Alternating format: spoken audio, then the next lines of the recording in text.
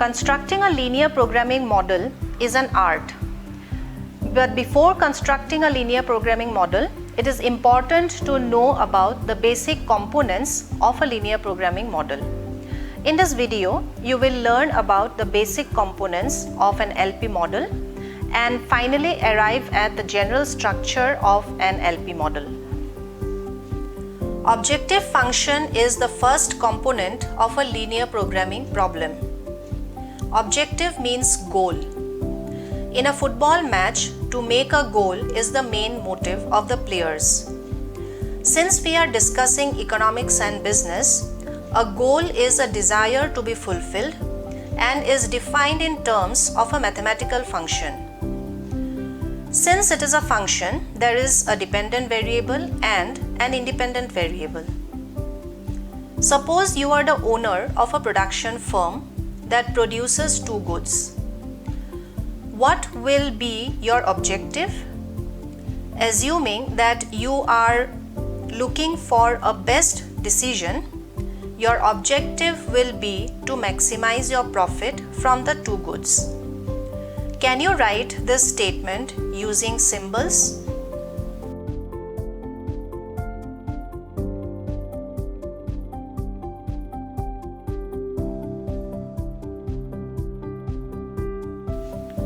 If I were a producer of that firm, I would have expressed the statement like this. Representing the units of goods produced symbolically by X and Y, and assuming that profit earned per unit of good X is Px and that earned per unit of good Y is Py, the total profit or pi will be equal to the sum of profit from the two goods. And my objective is to maximize this profit. This becomes the objective function. We know that a function constitutes of variables. The second component is variables. In our example of the production problem, we have two variables in the objective function, dependent and independent.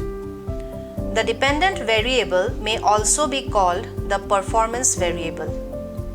The independent variables are called the choice variables. For example, X is the first choice variable, Y is the second choice variable, and pi is the performance variable. We are always faced with boundaries or restrictions. These boundaries or restrictions in a linear programming problem are termed constraints. Can you think of the constraints of a production process?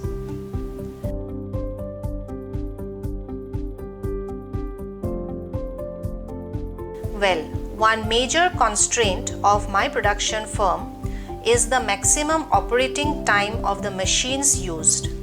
Let me elaborate. My production firm uses 3 machines to produce the two goods: cutting machine, grinding machine, and packaging machine. And each machine can operate for maximum 8 hours in a day.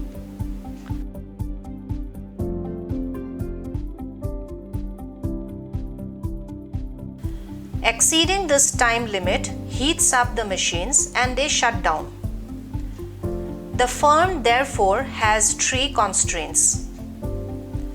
1 unit of good X requires 2 hours of cutting machine and 1 hour of packaging machine.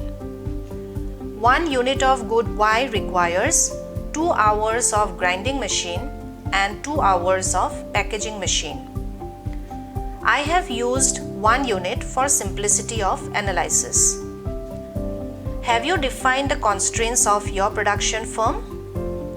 Think about your own problem and let us proceed to express the constraints symbolically. My first constraint will be of the cutting machine, and it is twice x less than equal to 8. Why? Because the cutting machine is used only in good X and 1 unit uses 2 hours. So if X units are produced, the time required will be 2x hours. Now the maximum operating time of the cutting machine is 8 hours. So the value of x should be such that it is either equal to 4 units or less than 4 units. If suppose the value of x is 5, the time required by the cutting machine will be 10 hours a day. That exceeds the time limit. So you have to produce within the limit of the machine. Therefore, it is termed as a constraint.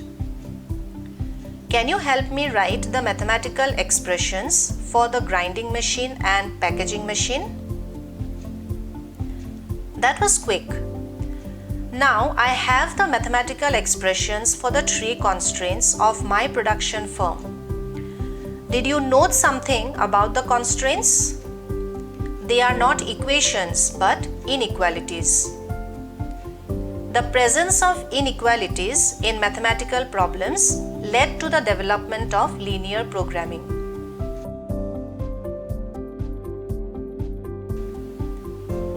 The non-negativity constraint is an important constraint that tells us that the choice variables whose values are to be determined and optimized are non-negative because negative values do not carry economic meaning. Therefore, x will be greater than equal to 0 and y will be greater than equal to 0. Let us now try to write the structure of the linear programming problem for the current problem. In general, we may have 2 cases, and this is the general structure of a linear programming problem.